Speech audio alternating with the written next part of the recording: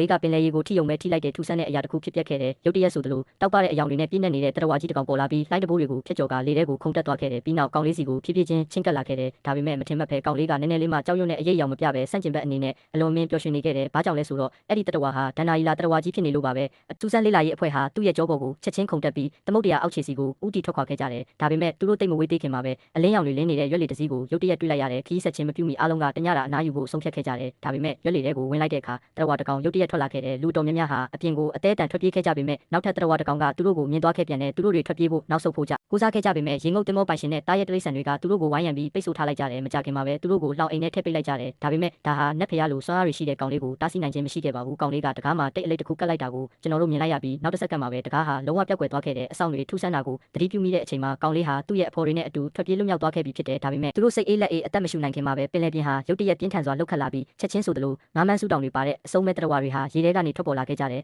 အကြောက်စရာအကောင်းဆုံးကတော့အဲ့ဒီစူးတောင်တွေဟာကြီးမားလာတဲ့တားရဲကြီးတစ်ကောင်ရဲ့သွားတွေနဲ့တူနေတာပါပဲ